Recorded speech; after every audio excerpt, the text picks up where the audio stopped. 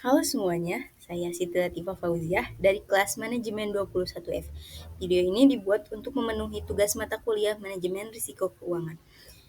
Baik, pada video ini saya akan menjelaskan mengenai pengendalian risiko pada Manajemen Risiko Keuangan. Langsung saja pada pendahuluan.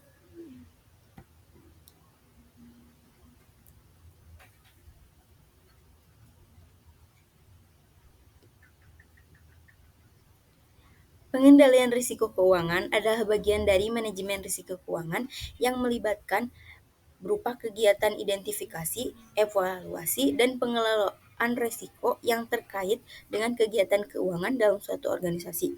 Tujuan dari pengendalian risiko keuangan adalah untuk melindungi nilai keuangan perusahaan serta meminimalkan potensi adanya kerugian yang diakibatkan oleh adanya risiko-risiko yang mungkin terjadi di suatu hari atau di masa yang akan mendatang.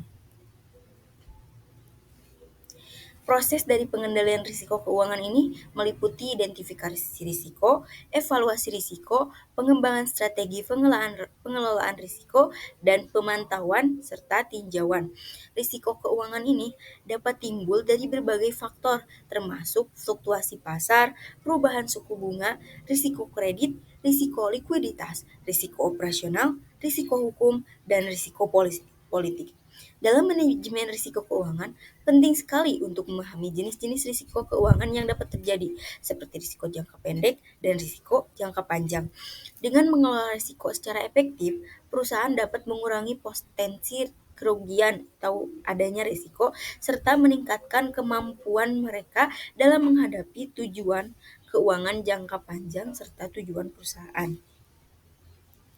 Indikator dari pengendalian risiko ini adalah alat untuk atau suatu metrik yang digunakan untuk menilai dan mengukur resiko keuangan dalam suatu organisasi yang terjadi, serta beberapa contoh indikator pengendalian risiko keuangan ini meliputi berupa risiko operasional, risiko permodalan, risiko likuiditas, risiko kredit, biaya valuta asing, pendapatan valuta asing, nilai tukar mata uang asing, perbedaan nilai laporan keuangan dan akun bank, serta jumlah transaksi authorized.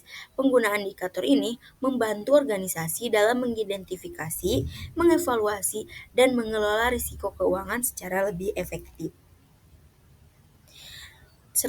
Adapun langkah umum dalam pengendalian risiko ini ada 4 ya. Yang pertama, identifikasi risiko dengan cara mengidentifikasi berbagai risiko yang mungkin dihadapi oleh perusahaan baik dari dalam maupun dari luar organisasi. Yang kedua, mengevaluasi risiko dengan langkahnya yaitu menilai potensi dampak dan probabilitas terjadinya risiko dengan menggunakan metode analisis seperti analisis statistik, simulasi, atau model matematika. Langkah yang ketiga yaitu mengembangkan atau adanya pengembangan strategi pengelolaan risiko.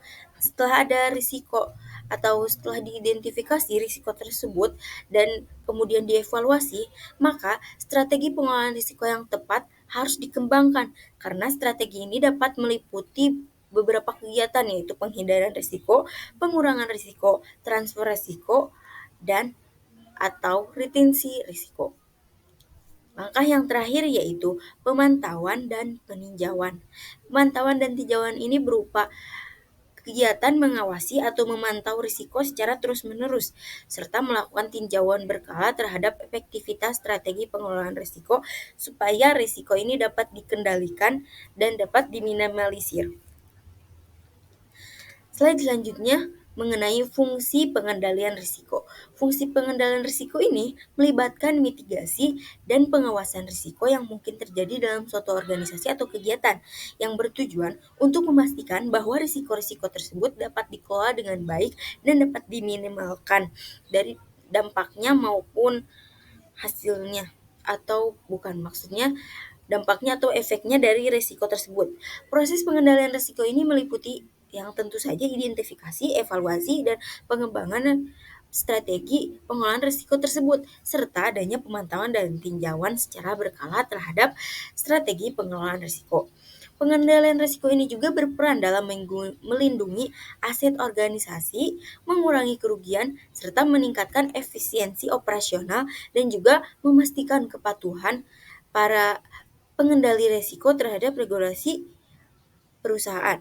Selain itu, pengendalian risiko juga berkaitan erat dengan manajemen risiko keuangan, risk control, dan risk financing atau pengendalian risiko dan pengendalian maaf dan keuangan risiko atau risiko keuangan gitu.